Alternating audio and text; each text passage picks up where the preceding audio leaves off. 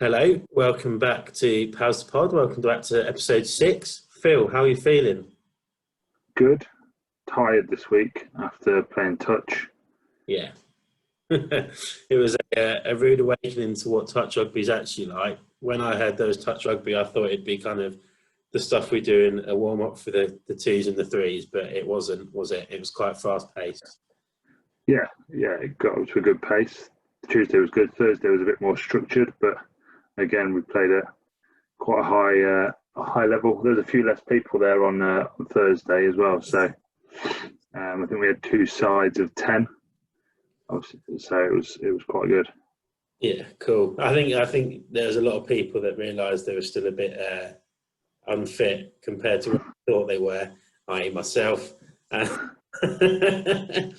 No, but it was good. I think I've mastered my positioning of a winger after Tuesday's session. It's quite nice and easy hiding. You made a big breakaway, didn't you? Big 60-metre dash to full shy by about 5 metres, I think. I think I felt like I was running about 35 miles per hour, if I'm honest. But yeah, and I realised I ran quite a weird arch towards the end. I thought I'd seen people like Chris Ashton do it, but clearly I wasn't accurate enough to do the splash underneath the posts. We've had a bit of fun this week, haven't we? Yeah, change up. We decided to name our favourite 15 of 90s footballers. Yeah. So I've stuck to the Premier League from the 90s, or mainly the Premier League from the 90s. I've got two which weren't Premier League in the 90s. I wonder if we're similar. Yeah, they probably are similar. Probably. Go on, you lead us off then. You give us your front row. My front row. So my front row is Stevie Bruce as one, Diego Maradona at hooker, and then Neil Razor, the Ruddock, at 3. Oh, that's interesting. So you've gone a bit different to me there. I like your Maradona. That's a good one. I didn't think of him at all. Good little hooker. I've got John Barnes at loosehead. I've got Steve Stone at hooker. Nice. And I've got Kevin Pressman at tight head, the old Sheffield Wednesday goalie who was a little bit rotund. Oh, that's a nice little battle there, I think. That would be all right. I'm amazed that we haven't got a crossover there at all. No, I am as well. I thought we'd have similar. Locks. Who are your locks? I've got Vinnie Jones. Okay. And I've got Tony Adams. Oh, do you know what? Tony was very close to coming in at my second row. I tell you what, back 5 was a real difficult choice for me. If you can see, there's a lot of crossing out on that. Who could have been in that back 5? But I settled on Rio Ferdinand. Just snuck in the 90s, yeah. In the 90s. And then Oliver Kahn as well, the keeper. Because he was just a horrible bloke. He looked horrible, didn't he? Yeah, he quite often in the faces of his own players and others. So I thought, well, just in case we need a bit of shithousery in the middle of the pack. What was your back row? My back row was the psycho Stuart Pearce on one flank, Yap Stam on the other, and then great shout. Yeah, Vinnie Jones at 8. So I thought with psycho, Yap Stam, and Vinnie Jones on the back row, that's a back row and a half. That pour some tears, isn't it?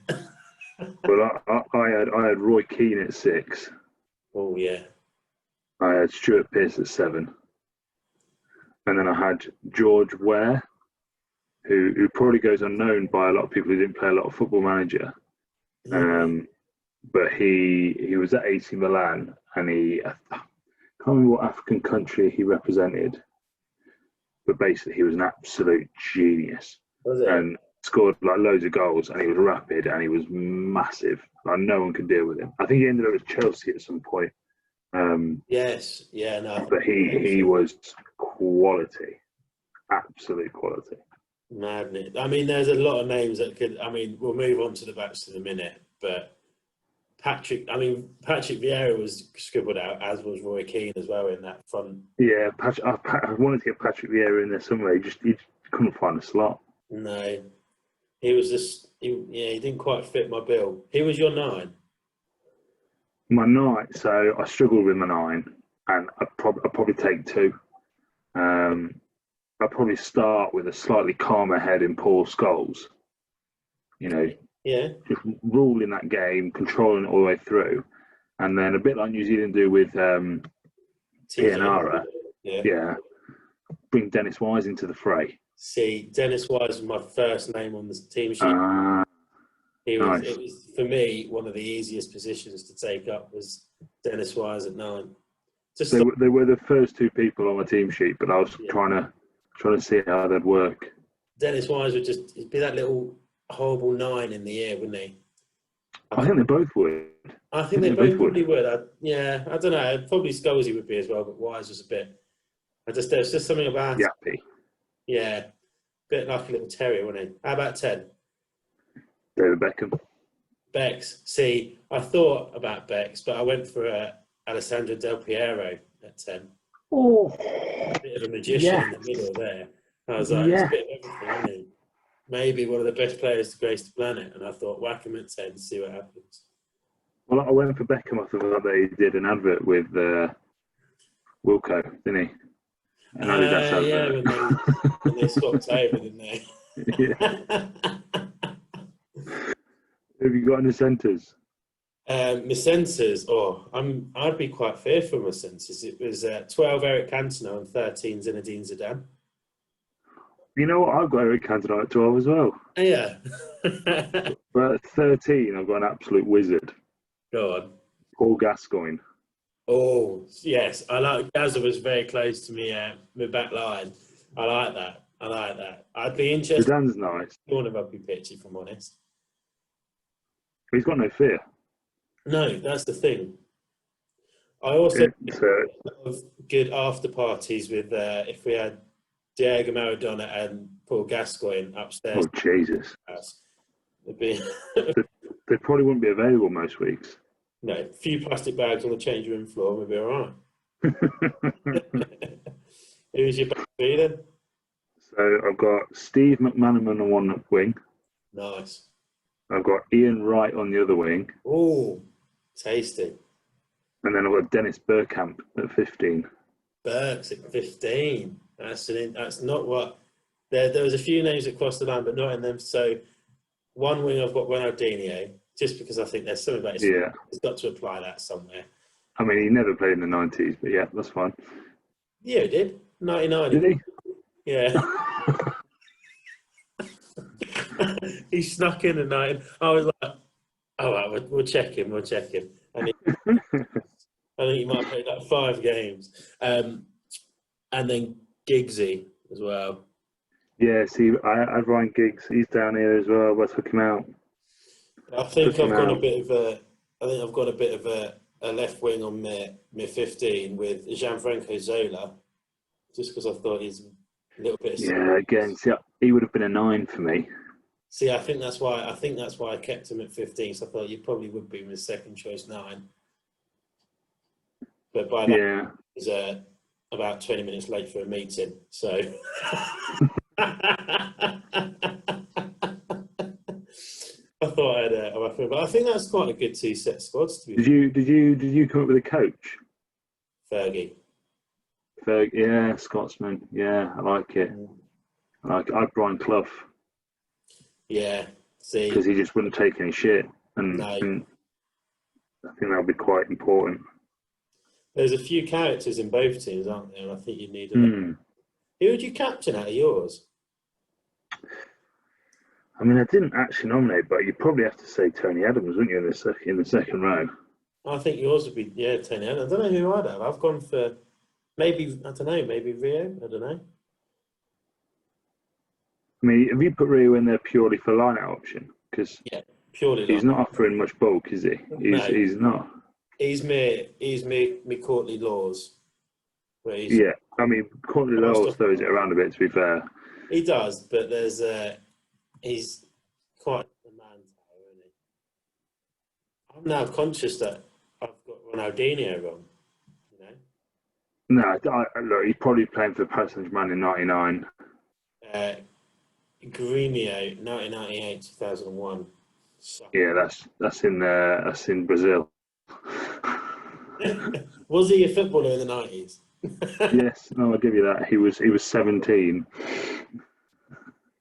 By far a better footballer at 17 than I was when I am at 26. I like this. I like this It's game. fun, isn't it? Yeah, definitely. I don't know. I probably haven't got the mindset to pick a mutual 15. Was there anyone that you would swap out of mine to put yours in? I think I probably would take Gianfranco out for Dennis Bergkamp at 15. Yeah. I like your front row as well. Yeah, no, I think that I'd go with Dennis Wise, Beckham at 10. You were Beckham at 10, didn't you? Oh, no, you would. Del Piero. Yeah. Again, it's one of those ones. I think Kevin Pressman's got to be in at 3 just for his pure weight. Yeah, I know, I agree. And yeah, I think they're pretty interchangeable. It'd be a good competition. It would be. It'd be. I think we should pitch it to one charity game. Well, a load of them did that thing from football, didn't they? When all the old 90 footballers rocked up and played football. Was it Harry Redknapp was their manager, wasn't he? Yeah, that's right. Yeah. Class, wasn't it? To be fair, on my first team sheet, I was contemplating Paul Merson at 13, because he's just for the piss. Yeah, completely different. He was an interesting bloke, but a quality footballer. So I imagine he has some decent feet on him. Yeah, I think I'm happy with that. What should we put it out to the fans next week to give us a topic? Yeah, get them to give us a topic and they can send in theirs, and we'll pick ours and argue that they're wrong and we're right. I mean, it won't be a hard argument, but we'll keep them interested. Should we get on to talking to Babs? Yep. What was your opinion of him? I like Bobby. I've got a lot of time for Bobby. Yeah. And I enjoyed this one. I think he was in the mood to chat, which was quite good. He was in the mood to chat like Babs, as opposed to just chat. He was in his little mischievous about him again, wasn't there? Which is good. That was good. But we'll press play and we'll catch up afterwards. So, Bobbie, welcome to House Pods. How are you doing today? Very well. Been sweltering all day at work, so ready for a couple of cold ones and a bit of a catch up. So lovely little. How are you? Yeah, no, I'm good. I'm sweating quite a lot. I do apologise for the shine off the top of my head, which will just get progressively worse over the next kind of 40 minutes. Phil, how are you coping with the heat, mate? Yeah, not well. I feel a bit like a polar bear in this weather, like just not made for it and covered in fur. I just want to hit back on something that Bobbie's just said there. So for those who don't know, that Bobbie now works for Coca-Cola. So when he says I'm sweltering, all I can think of is the Diet Coke ad. I can just see that me. Phil, I'll take that. Middle-aged women's fantasies. Get into his local corner shop. Taking my shirt off. Yeah. Him and Rooney. Or Pepsi Max? I can't remember. But anyway, Bobbie, we've got some playing stats for you. Obviously, some people recently, we've not been able to provide playing stats because they've not been around recently. But we've got some from you. So in the 16-17 season, you played 22 out of 29 games and you were top scorer with 11 tries. Do you remember that season? Nope. And then the 17-18 season, you played 26 out of 30 and you scored 14 tries, but you weren't top try scorer, according to my Word document here. And then 18-19, you didn't play. And then in 19-20, you played 6 games and scored 1 try. It's quite a good conversion ratio, really. I think so. Yeah. But you've been at the club for obviously a very long time now. You're the son of El Presidente. Games for the first team, but as I mentioned, you weren't here between 18 and 19. Where were you? What were you doing? What was more important than pay-views? Well, it was a funny old time. It was you know, you have these lulls in your life where you just have a moment of what the fucking hell am I doing? You know, and I was having a great time at the weekend. You know, just moved into a flat in the centre of town. You know, the likes of Josh Peck, John T, Theo, all living in town, loving going out, walking to work, walking home for lunch, you know, then finishing.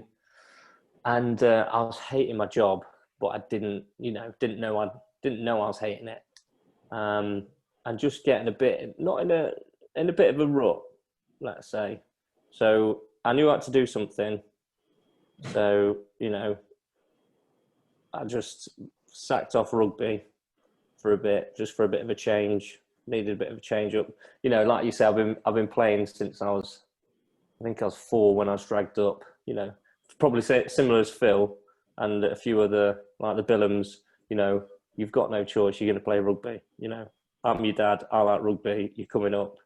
So not missed a season since 4, and I thought I'll give it a bit of a break. So bugged off travelling for a bit, and then realised, hang on, it's quite good, that rugby lark, isn't it? So came back.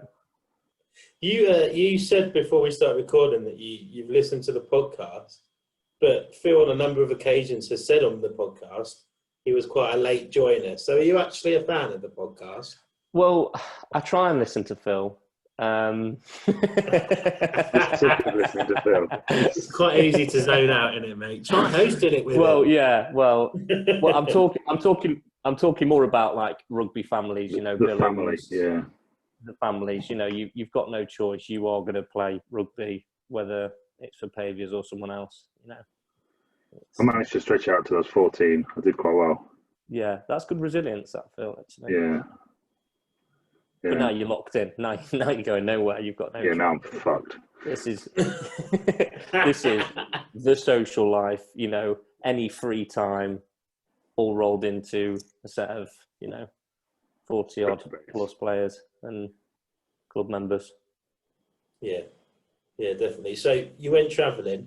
Where did you go? Did you go and do the west coast of the UK, down to Bristol, down to just that. Yeah, of course. Yeah, beautiful. And the Sitchin Sea one. We did the Pennine Way. No, we buggered off and saw our Josh. We flew straight out to Burma and saw him.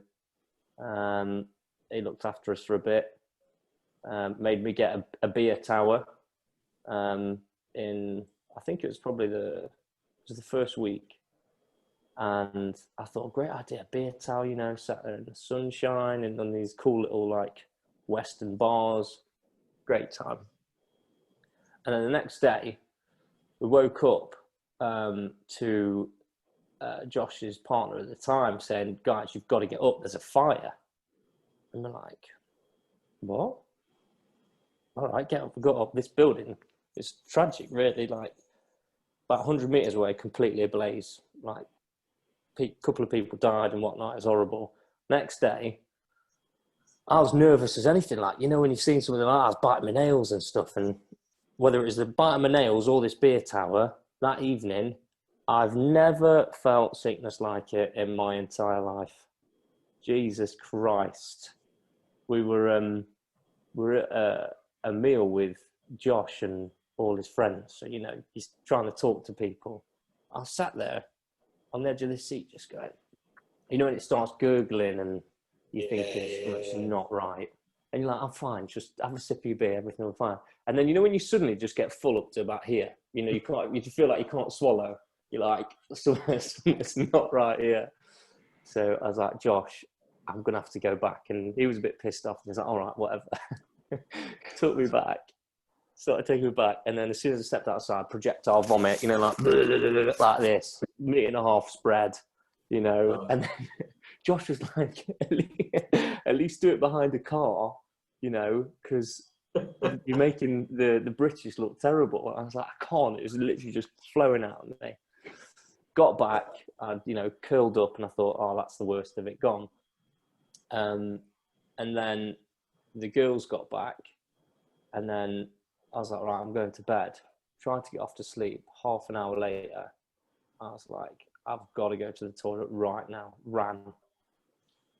You know when it's bad when you don't feel it come out, but you hear it.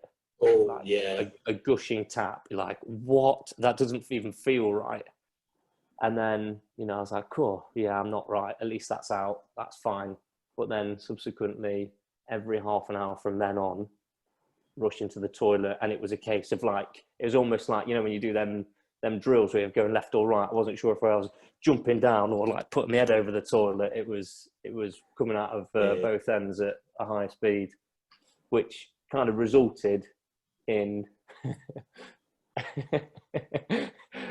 me throwing up into I was on the bathroom floor and I was throwing up into the toilet, and I got to that point where you've got nothing left and you're like a cat, like retching, you know, trying to get a fur ball up. Yeah. Like, bleh, bleh, bleh. And I was retching so hard, and Chloe was behind me saying, can I get you some water or something like that? I retched so hard, I shat myself on the kitchen floor in front of her. which I wish was the worst part. But, you know, eventually, you know, I was getting to the point where I had no will to live, and I got him to bed and eventually fell off to sleep. But I woke up to, do you ever have them dreams where you feel like you're falling and then you wake yourself up? So I did that, woke myself up and just shat the bed. So it was an experience. That's amazing. Experience. But yeah, then went off to Thailand, Singapore, New Zealand. Yeah, it was amazing, absolutely amazing. I think it's you know, it was quite brave of you to do what you did. You jack your job in, disappear off to Asia for whatever it was, 6 months, 8 months. I wish it was that long. I wish it was that long, Phil. It was only 3, but was it? Oh god. But then I worked for Chev for a bit, which was an experience. That's a man we need to get on the podcast, isn't it? Oh God, yeah, definitely, absolutely, definitely. Do you know what? It was amazing. It was one of the best jobs I've had for just chat, because most of it was about previous players. You'd be sat there on the long haul, like trucking to somewhere with Chev. And then on the boat, you'd just be like, they just turn around to you and just say, so, what do you think about this player, or something like that, or who would be the best? Who do you think better, this or this? And he's got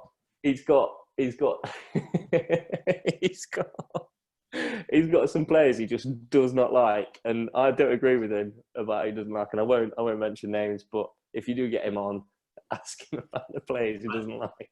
I can imagine the players he doesn't like, and I'm going to say they're going to have double numbers on their back. Oh yeah. Oh yeah. 100%. I was on Gaz Briggs's stag do, and Gaz and Chris and that went to play golf, and it was predominantly me, Chev, Ollie Hesselhurst, and Chev. And Chev and Tay just ripped everyone. Like a solid 10 players between them. They decided they just didn't rate as rugby players. And for 3 days straight, it was just that constantly. Yeah. Oh my word! It's relentless, isn't it? Absolutely relentless. We were just a side note from Chev, because there'll be a lot of stories we can talk about when Chev comes on. But we were on the way back from Portugal, and you know what Tate and Chev are like? They're like 2 little boys, aren't they? Playing, just want to get one up on each other all the time. And we were waiting in Burger King in Faro Airport, and there's a few families around, small kids running around. Chef's there in his unicorn vest with a rainbow behind it, and his short football shorts, looking like the mess that he really is. So he's got his tray of food in one hand and his drink in the other hand. And Tay, being Tay, goes to keg him, and there is just cock and balls in the middle of this airport, and Chev doesn't know what to do, and Chev still gets the blame for it for not wearing underwear. Why would you go on a flight and not wear underwear? Because he's Chev. He's a horrible human being. Horrible human being. But I mean, everyone, there is a bit of horrible human being in all of us. There is. So, what's one of the reviews and feedback we got about you, Babs, was that you're quite good at smoke bombing a night out, and just. Oh, you mean like the fire exit? Yeah. Yeah. Well, you know what? That's a more recent development, which, if anything, is evolutionary. Just for survival. So before before I'd just keep drinking and go to sleep somewhere. So now I've flipped that switch to homing pigeon, and I'm gone. I mean, you did it to me. You did it to me towards the end of last season. Your brothers were out with us. Mm-hmm. We were in Sherwood. Me, Ollie, you, Josh Hall. And you went, we were in Sherwood. And you were like, come into town, have a few more drinks. We got into town, and you might have stayed for half a sip of your drink and disappeared. Yeah. It's like it going to like this.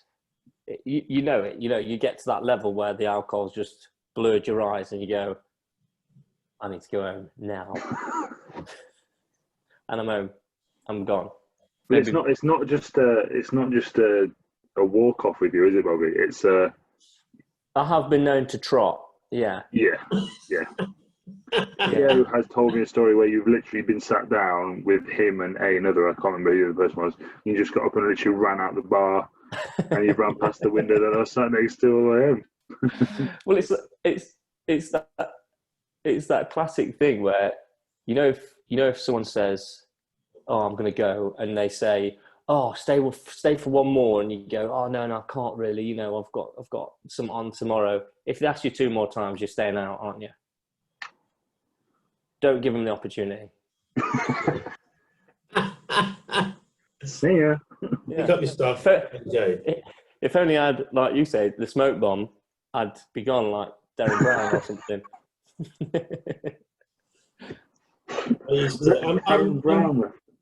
I'm quite good at backdooring it, but I used to get found quite a lot on the way back from university, sat on the floor, on the pavement, or in a park, just tend to have a box of 20 chicken nuggets. So I only kind of backdoor it when there's food involved. And I think but I don't think you can run away from your mates. I don't think that's a very nice thing to do, if I'm honest. When your personal safety is at stake, then I think it's completely viable option. There are a few stories that come back out of when you haven't managed to make the exit in time. I think you might need to start us off. One of the questions we had was, what's your favourite athletics event? Which I think relates to a story that I've heard before. Right. So it kind of links on for why I backdoor it.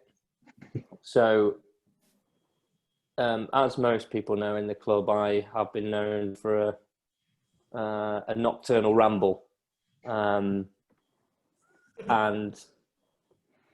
so it's, people that know me well, they know all the stories, family holidays, waking everyone up, sleepwalking, Johnson in hand in their room, like waking them up at the middle of the night, that sort of stuff. But this particular one, obviously the brunt of this falls on Chloe, my partner, who, how she's still with me, I'm not really sure.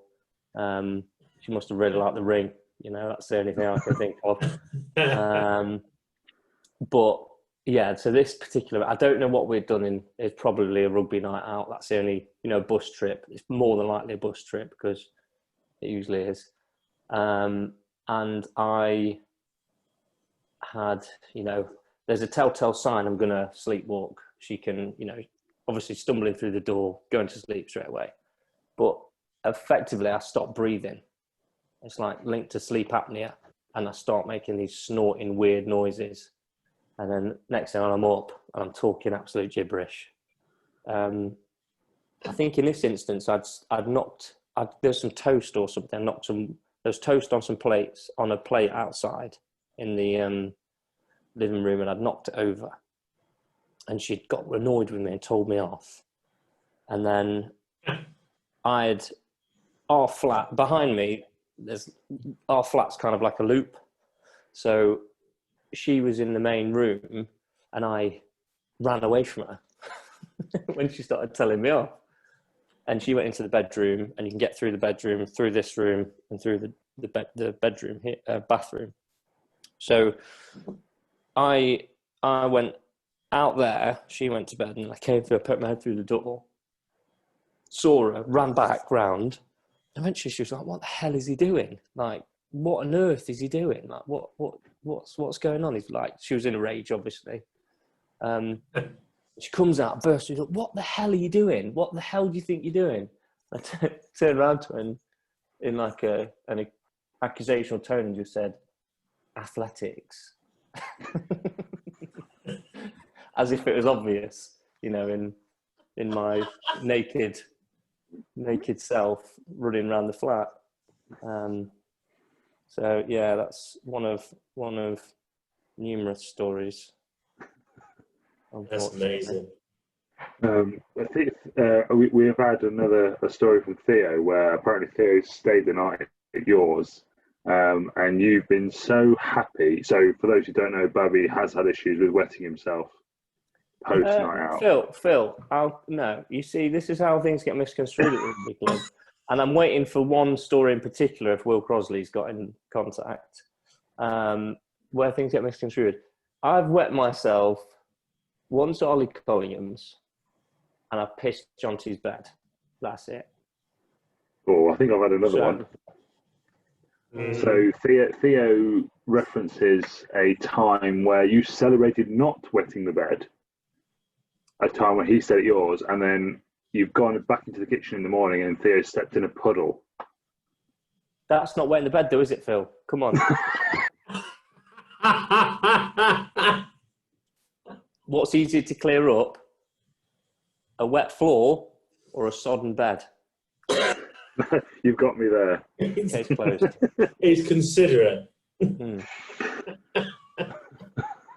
think what Theo enjoyed was the fact that you celebrated having not wet the bed, only to walk into the kitchen. Yeah. I remember that. Yeah. Yeah. I was just going to say that you mentioned a story that Will Crosley, if he had been in contact, would have said. But Phil, have you had any contact from Will? Because I haven't, no. Because Bobbie's brought it up, I think you probably just tell the story. Yeah, you've put your foot in it there, mate. Puddle. Well. I'll tell you the story that is conveyed at the Rugby Club. So where, you know, it was 3 o'clock in the morning, and my parents just so happened to find me asleep in a phone box. That's what's conveyed at the Rugby Club.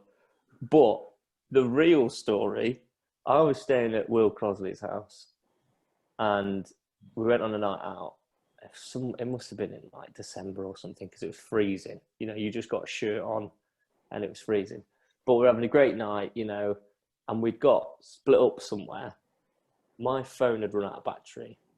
I had, you know, like 30 quid in my wallet, but I'd lost him, and I thought, oh, it's like 2 o'clock in the morning. What I'll do, I'll go back to his parents' house. I'm not going to knock on the door, but I know he's got an outhouse. He's got like a little toilet on the side that you could just kind of sit in there. So I got back and I thought, I'll just wait and sit at the back, because it was right next to the back door. I'll just wait for him to turn up. So I waited there for about, it felt like probably 3 hours, but it's probably only an hour, because it must have been minus, you know, 2, 3 or something like that. It was freezing. And eventually I was like, right, no, I'll just get a taxi back into town, wait till 7 o'clock in the morning, get the bus back to Farnsfield where I was living at the time, and, you know, everything would be fine.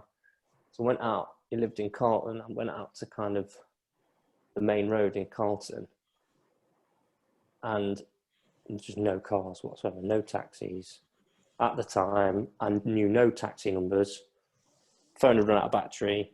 So I was like, right, no, this is all right. You know, I'm pissed, but I'm all right. I can get out of this. I was like, phone box, fantastic. That's my ticket out of here. And I was like, right, what numbers do I know? And then I was like, right, I know my parents, I know my home phone. Right, that's last resort. I'll wait until, you know, there might be a taxi. Nothing came. Got to about 3 o'clock in the morning. I was like, I'm like shivering now by this point, like thinking hypothermia is going to set in. I was like, I'm going to have to ring my parents and get them to come out. So that was the true story, which I think is quite a valiant effort. You know, I've gone, you know, through the stages of things messing up, and I was thinking, you know, I've done the right thing. But, you know, Sunday morning rocks up. I think we were there for some reason. There was probably some rugby matches to watch. Oh, I've heard you woke up in a phone box. And, you know, Bob Senior, full flight. Yeah, you know, like embellishing the story, you know. So, yeah, I deserve it. I woke him up at 3 o'clock in the morning, but it's not what happened. I don't think I've ever had to do that. I don't think I've ever had to wake my parents up to come and get me, if I'm honest. What do you think? It's because you can drink more than me, Tom, I reckon. I just used to wake up in car parks. Car parks? Couple. That's quite impressive, actually. Are they comfy? Were you within the lines of the bay? Yeah, obviously. It's not a hooligan. I say it's quite difficult to find a overnight car park. So where do you go? Can't be NCT. Just public car parks, mate. So, Bob, we'd probably be amiss to not mention your father on such an occasion. Obviously, he has been involved with the club for a long time, and has, in the last, God knows how long, 10 years, been the president, 8 years, something along that sort of time period. And has obviously done quite a lot for the club in that time. So what's your sort of perception of your dad's involvement at the club recently? Well, you know, he's always loved the club, loved being up there, being a part of it, you know. And as with a lot of the regular faces, you know, Graham, Molly, Chris, Di, and all the kitchen staff, you know, they do a lot behind the scenes. But, you know, I think we all know where Bob Senior's true passion lies, and it kind of jumps out of the box, doesn't it? So, you know, I said to him on a regular basis, you know, you really should have been a compere or some sort of presenter, because, you know, it's just a bit of him, isn't it? You can see him at Butlins, couldn't you, really? Butlins, yeah. But yeah, no, he's done a few bits. But yeah, anyway, bone to pick with you two chaps. Second choice, Bob. Let's talk about that. Yeah, so you were the second choice, Bob. Yeah. Because you are, you know, second choice, Bob. below him in the standings, essentially. Yeah, we wanted to get your dad on. He felt that this was more about players, for the players, by the players. So I appreciate what his thoughts are. We'll get him on at some point. We'll bully him into it, so that's fine. Maybe we can get him and one of his mates on together so they can hold their hands while Yeah. Get him and Molly on together. Yeah. What I would like to do is maybe our first competition is if he could record and open the box.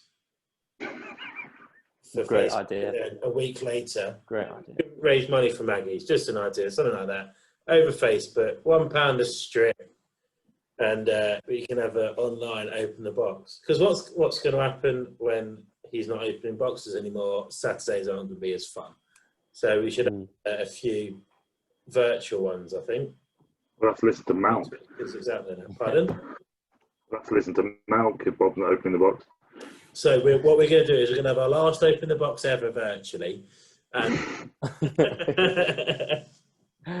Do you know who would be good? Who would love it as well? Jim Dickinson, my old. Yeah, we're going to get coach. Jim on, definitely. Yeah. We've got to get Jim Live on. from Dubai. Yeah. Jim is #1 fan of Pavs Pod at the minute. Oh, 100%. Top commenter, top liker, top sharer. We're essentially big in Nottingham, or the north of Nottingham and Dubai. That is where we are big. Yeah. Which consists of Will Crosley and Jim Dickinson. Correct. Yeah. I'm one listener in Suva, in Fiji as well. Yeah. My mate Terry.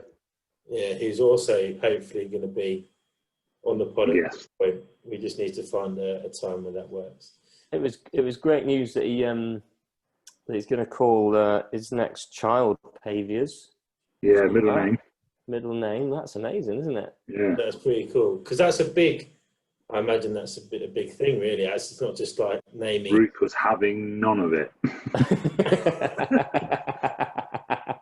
I'm gonna ask if I can call my first child Eggy after you, Phil. Just because of that'll help him through school. Yeah. Well, I've always said I want to call my first son a really horrible name so that I can bully him when they're growing up. So when they get to school, they'll be all right with it by then. If I had a boy, I wanted to call it Thor. Thor. Or Hulk, or something ridiculous. What about The Project? Oh, that's dark. Or just birthday, because that's the only time I'd probably get it. Phil, do you want to get your package out? Yeah, let's. So, Bobbie, you, I think you're aware of how this works. So just give us the first answer that comes to your mind. Yours is a bit more difficult because, it's just that you'll come across where it's difficult. So, red or green? Red. Favorite alcoholic beverage? Crabbies right now. Favorite rugby position? Wing. Poetry or pub? Pub. Boobs or butt? Butt. Hugh or Simon? Hugh. Oh, 15s or 7? 15s. Favorite opposition? Derby, Newark. Mansfield, Derby, Newark. Derby. Jonty or Jim? Jim. Yes. Okay. Get in. Yeah, that's revenge. That's revenge. Really. I was going to put Josh or Jonty, but I thought Jonty's already in at the end, and then I was going to do Josh or Theo, and I thought that might be a bit more awkward. No, I think I'd smash that. Oh, okay. Well, so you don't have to worry about it now. You don't have to worry about it now. Do you know what? I'm still chuffed that I was top try scorer one year. I never got told. That was that was the last year. The year before I came, the year before I came back, and you guys just avoided relegation on the last day up at Driffield, was it? Mm. So yeah, I mean, 11 tries as the top try scorer is not ideal, is it? Oh, that's I scored 20 in the 18-19 season. All right. Yeah, you've made your point. So what you're saying, Phil, is when you said it's the last time, 16-17 was the last season when the ball made it further than 13. Is that what you're saying? Mm. Yeah. Right. The last thing we've got to ask you, Bobbie, is you. To me, you're one of the more entertaining players. Sort of pre-match chatter. I know what's coming. Yeah. You're somewhat of a linguist, and I enjoy your maybe slightly more intellectual feedback during pre-match sessions. One of which is when you correct the vocab of the who chant and coming with whom. Did I do that? Yeah, you do. And occasionally you come up with some belters as we're having a quick chatter in the changing room beforehand. John T has dropped a lovely one in. Can you remember what you said? Yeah, I think I'm still standing by this. Their dinner's on the table. Let's have it. I like that. It's pure dominance. You know, having two brothers, there's nothing more, dominating than them taking something off your plate. It's like prison rules, isn't it? The only way you could make that any better is if at half time you went, look, they're not finished. Let's go and take the second. We're down, but there's still a few potatoes left. Yeah. Let's go for it. Do you know what? I pride myself on talking absolute bollocks, but in that moment, I was deadly serious. It felt right, yeah. Your head was going, say it. It's going to rally the heads up massively. Yeah. This is what we need to hear now. Yeah, absolute drivel. What was the reaction of everyone else, Phil? I don't know whether I was there or not. It doesn't really strong in my mind, but Johnny said, Johnny had a chuckle, definitely. Yeah. I remember looking around John too. Do you know what? The only thing, to divert attention from myself and pick out something that was obviously worse was Sam Johnson. Were you there for that? No, I wasn't, but I can imagine. He was so riled up. I don't think there was no legible words that came out of his mouth. It was, hey, the fucking come on, lads! And that was brilliant. So ask a few lads about that one. That's like being in the changing room with Pecky every Saturday. Just watch I get shorts on.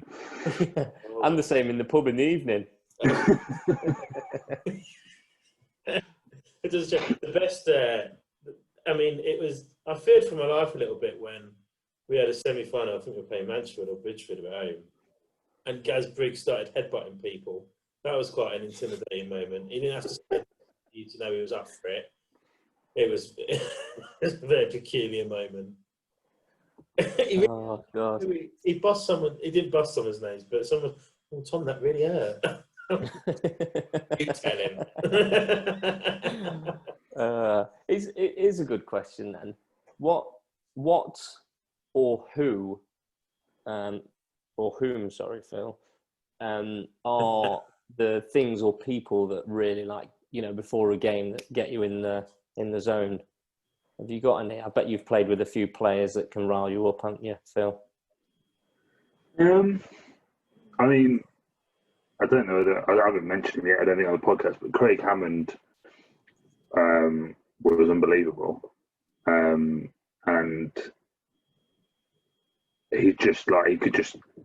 he wasn't the most technical player. He was called clubs for a reason, because when he tried to catch the ball, it was like catching the ball with two rounded sticks. It was embarrassing.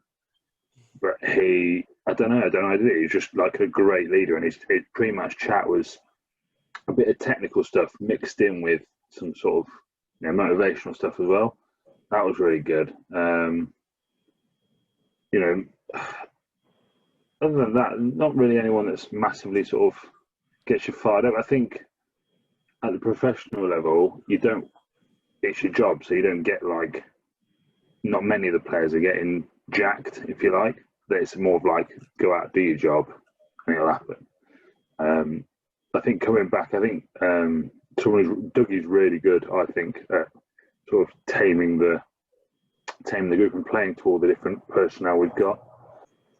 We've got quite a mix of characters in the dressing room at Pavs, some of which would literally love to headbutt a wall, and others need to be cuddled before a game. So I think Dougie does a really good job of yeah, you're a cuddler, massively. Well, you just like a little bit of banter, which I quite enjoy. I just talk shit, mate. I always say to John T and probably to Chloe, I actually just go up to run around and shout rubbish on a Tuesday and Thursday. It's not really rugby what I turn up for, really. It's just, you know, shouting random stuff out that pops into my head, running about. No, I'm the same. I don't like training. I just go to wind people up. I was just thinking about, you know, you said he's the best. Obviously, there's some people that like swearing a lot and what have you, and getting the cliches out. You know, then one or two people in the change room that can just calm everyone else down and say the right thing. And them are, for me, always would be Jakesy and Jim Bradley. They just know exactly what to say at the right time, and they make it so you go, if I fuck up, I'm guilty. I feel bad for you because I've done it that way. Some people I couldn't give a shit about. Yeah. What you want, mate, you don't care. But like a Jakesy or someone like that, it's just they just talk into your soul and they make you feel awesome, make you feel guilty. Yeah, yeah. It is. It's them older heads that you know are good rugby players. They've experienced lots of different types of games, and you know, they just seem to say the right things at the right time, don't they? Yeah, I think it's also horses for courses, isn't it? If you're in a forward like pre-match pack, so obviously I've kind of jumped between the backs and the forwards in the last few years, and when we have our little backs huddle, it's all quite positive and let's just do this today, guys. Let's get the ball wide, give it to the wingers. The wingers will do great, and then we'll just score from there. That's what we try and do there. You go into the forwards back, and it's like Josh Hall's like, oh, let's kill him, fucking kill him. Like, right, okay. But it kind of helps. Those forwards and backs is a lot different. Yeah, because the times because I'm very much like you, Phil, sometimes I have to drop in at centre. And quite often it's, lads, the forwards will get us over the line. Just make sure you don't throw shit. Don't fuck up. It's ridiculous. I mean, it's more difficult when you're dealing with absolute like personalities like Johnny, George Billum, Barton. Like, there's 3 different personalities there that you have to sort of juggle and keep happy. I know that because of the way I know the fact that you just put up with each other on the pitch. Because when we go out for a night out, you know how to wind each other up within about. Yeah, it's bad. I know that you know how to piss each other off. How has the club changed through the kind of your senior career, Bobs? Has it been a massive change, or is it not? It has changed. You know, it's definitely changed. Obviously, you do what most, you know, scrum halves do going into a senior club. There's already a scrum half in there. It's probably, who would it have been then? No idea. But you get put out on the wing because you're young and fast. And then I quickly went into the second teams, and that was when Miles had just started. And do you know what? That was the best thing that happened to me. Under Miles, you know, I didn't know what I was doing. You know, I was running around like a headless chicken most of the time on a rugby pitch. So he, you know, taught me a lot in terms of positioning and, you know, when to search for the ball and that sort of thing as a winger. Which when he went to the first team, you know, it was easy to slip into the first team because he went into the coach, and it was a fantastic coach, Miles was.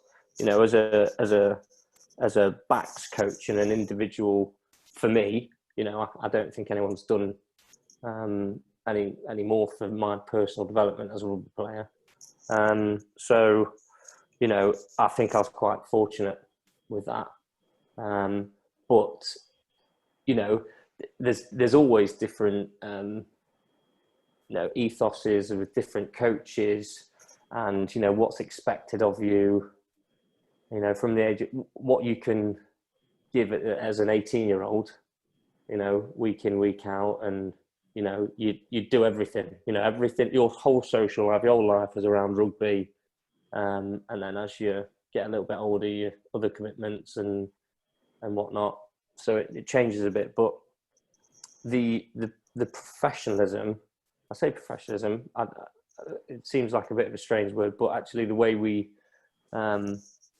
look at the way we play, the way we train, it's even from Miles' day and with Nathan and you, Phil, it just seems like we're just teetering up and up and up in terms of you know, regimentation, like focus in training. It's not like, oh, let's just work on these skills. It all feels like it's all part of a bigger plan, you know, especially this pre-season. I've loved it. Absolutely loved it. I know, like, we played touch on Tuesday, and honestly, that was amazing, wasn't it? It was amazing. It was so good, wasn't it? Oh, It was nice. Even I enjoyed We were on the same team as well. yeah, we were, yeah. yeah. We were. I carried them. I carried everyone. You carried one. He carried the ball a few times. Stevie said to me, he was like, when I went and had my little 10-minute break, he was like, you nearly caught that one when it got stuck in between your legs. Great. Great interception, if I'm honest, but I don't want to. I feel like I don't want to exert myself too early. You know what I mean? I don't want to find me out. So I've been hiding my talent for nearly 8 years at PAS. So I'm just getting to the point it's going to come out again. Same. Oh dear.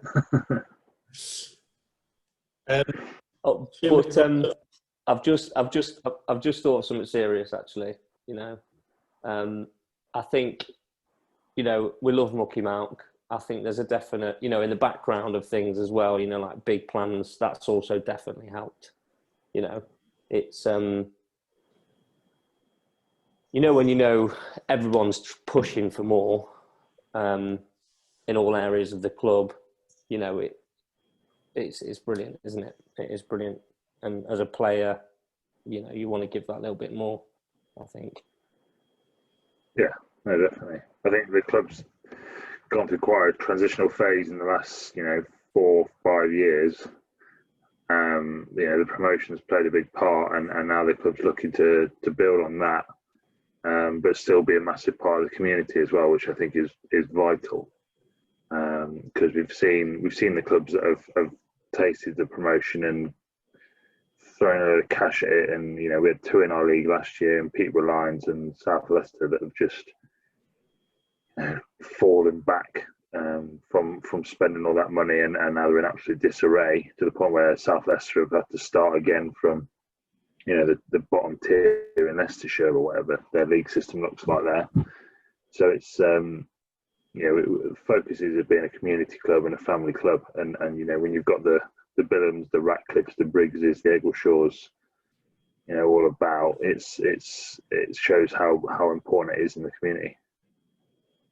Yeah, I think you're right. I think, you know, you've got Mansfield, who went up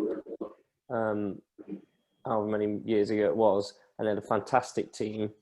And to my knowledge, no one was getting paid, but who knows? But you know, they were so good. They were, you know, not poached, but they went on to better things, didn't they?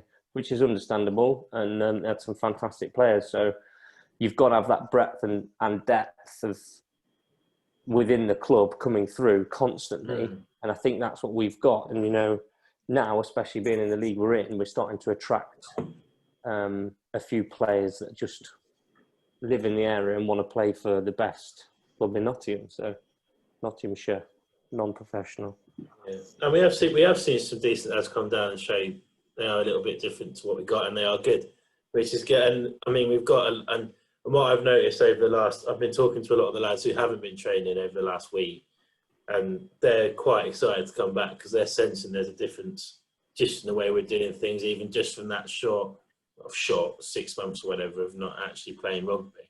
They sense there's a difference in the club just over that, and that's just because, and like we said before this, what would we have done with that breakdown? We wouldn't have, without the lockdown, so we wouldn't have this.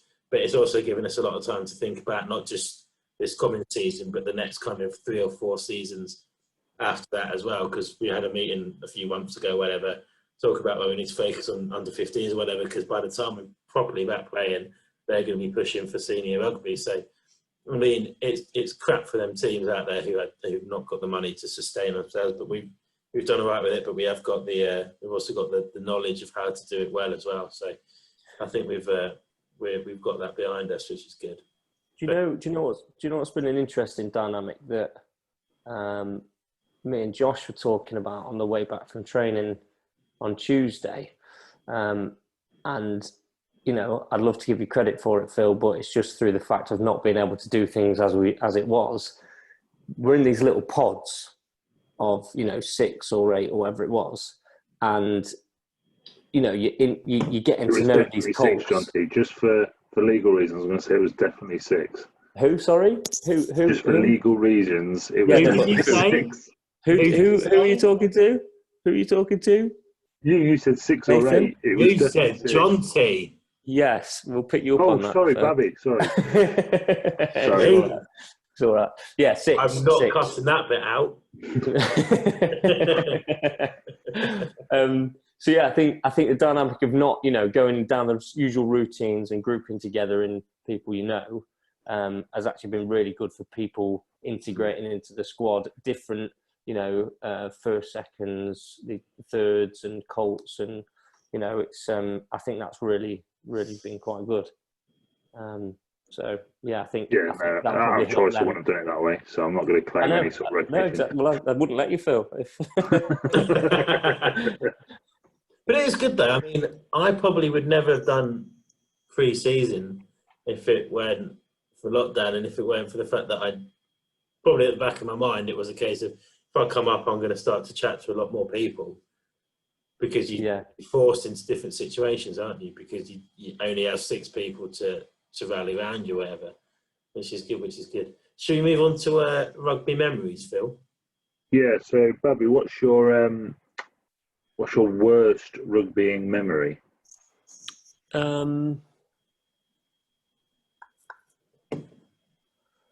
Worst. There's been when we had the playoff against Bourneville. Oh, that was a stinker. Yeah, that was a stinker. I'd like to drop in that I did score the only try from Paviers, I think. But that was hard because, you know, it got to a certain point in the game and they had a fantastic outside centre or something like that. Yeah. It was just absolute liquid. And they were just a good squad. I think they had a massive 8 or something like that who just, you know, that year they had a lot of sort of Mosley cast-offs. Yeah. And I just remember thinking, you know, most games I play in, you know, even if we're playing against a team that's a bit better than us, I always think we're going to win. Like, a bit of patience, we're going to get there. You know, we're just making silly mistakes. But it got to a certain point in that game and I thought, this is, you know, there's no chance now. They'd run in a certain amount of tries and I was like, no chance. But then, you know, that was on a team kind of level, but on an individual level, I overran the dead ball area against Newbold. Was it Newbold? Did the Newbold play in black and red? I don't know. They're in our league. When was it? Last year or the year before? And I don't know what was going through my head. I've no idea. But it was a tight game that we lost. And I'd gone over the line. And for some reason, I was aiming for the post. It was so tight, I was aiming for the post. But for some reason, my legs, you know, like that Ed Sheeran song, my legs don't work like they used to before. They were so tired. And I just couldn't straighten up. And I just went over the dead ball line. And I just kind of was in amazement with myself. Like, how the fuck have I just done that? Like, I've just like thrown away 5 points. And to be fair, I got some stick, but I deserved a lot more. I deserved a heck of a lot more for that. That was pretty bad. But yeah, no, I think most, even when you lose, you still, you know, you might have a couple of hours where you're on reflection, you're a bit pissed off, but no, I tend to have a great time on the rugby pitch. See, I always think this about rugby. Like, I'm always pissed off when you lose, but then if you've got it where you can break down the game, it's such a complex sport that you can still find. It's not like a football game where if you play shit, you're going to stand out for playing shit. Realistically, in a rugby game, you can still try and put on the positives, can't you? Really, it's ridiculous. This is why people that don't like rugby or understand rugby don't like rugby, because it's so difficult to understand the full breakdown of the game. But it is so easy to still put out positives after you've got over your loss, isn't it? Mind you, over the dead ball line's a bit of a shitter. But Mate. what was your what was your favourite rugby moment?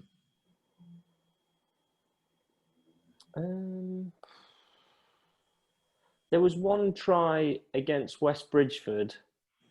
God, it must have been 4 or 5 years ago. It was either, I think it was in the final. It was when Taylor was playing for them and Danny Graney. And I think we were in our own 22 and it was probably a DSA or something like that. And Jonty gave me the ball. I went round one of their players and ran the length of the pitch. And I remember their blind winger coming from the other side. And you know when every so often you get that kind of that push of energy that comes from nowhere and you just manage to stride it out a little bit. And, you know, there's a massive crowd and, you know, it's a big game. And, you know, I think that was a good, proud moment. I like that one. I mean, it's pretty easy to score against a blind winger, isn't it? Yeah.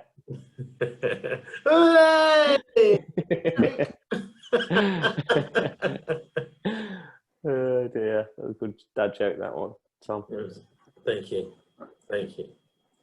Have you got any other good rugby moments before I cut you off with my amazing jokes? Probably not, mate. No, just turn up to talk bollocks, mate. You know.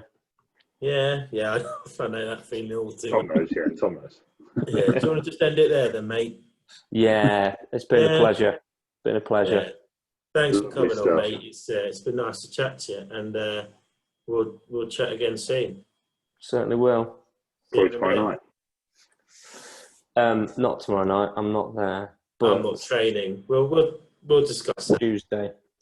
Ooh. So that was Babs. It was a fun interview. That I enjoyed that. He's a good lad, good funny lad. He was nice and relaxed. Yeah. He never looked or came across like he was under pressure there. He was just nice and relaxed, slightly side on with his wine, his crabbies, not his wine, just chilling. Yeah. Quite happy. No, yeah, if his dad was there, it would have been a glass of wine. But I quite liked the IKEA plant in the corner. It felt it was very nice. It felt calming looking at him. Which is I'm never going to say about Blake again, if I'm honest. But, anyway, next week, who are we having? Going to get Chev on, I think. Get Blast from the Past. Indeed. He's now involved with the girls' training, which has started again on a Wednesday night. I think we confirmed that last time. So yeah, get him on. I'm sure he's got plenty of stories. One of the nicest men, yet most awful men you'll meet at the same time. It is, yeah. He's a great bloke. He is a bit of a knob, but we love Chev. It'll be good fun. We might even get a bit of Loxley's gear out of it as well. We might do, because he will tell us his business plans, because he told me without me asking. So I'm sure he'll tell us. All I know is they're not doing removals. Just some news at the club. Obviously, next Thursday, you said, isn't it, the academy seniors? So that'd be good to get them back. I think you were quite keen, weren't you, to get them involved with the senior rugby? Yeah, we have been for the last few years. I think it helps development, and it also just gets them integrated early. So when they do start playing senior rugby, when they turn 17 or so, they're used to the people around them. So yeah, it works quite well. So yeah, from next Thursday, 7:30, senior and academy training together. Now that we can train in groups of 20. Nice. That's even more people that can run faster than me, which will be great. And a kind of a local rugby event. It's not necessarily a Pavs event, but our friends down the road at Ollerton on the 22nd of August, they're hosting a cricket game. Well, they're not hosting; they're playing in a cricket game, aren't they? So against Maiden Vale, and they're playing at Edmonstone Cricket Club, and they've invited us up for a few beers. So I think I'm going to attend. So it'd be nice to extend that invitation to the rest of the club. I think so. It'd be nice to get us all up there and not have to worry about cleaning up ourselves. We can just get them to do it for us. That's how it works at other people's socials, doesn't it? Yeah, that sounds socially nice. Yeah, that's what we do. That's what we do. Have you got anything else news-wise? I don't think so. I mean, No. it's now 10 o'clock on a Friday night. My brain switched off. So, Yeah. No. If your brain switched off, is there any point asking you for some wise words? there's never any point asking me for wise words. Never any point. All right, then, mate. Well, thank you very much. We'll chat later. See you later.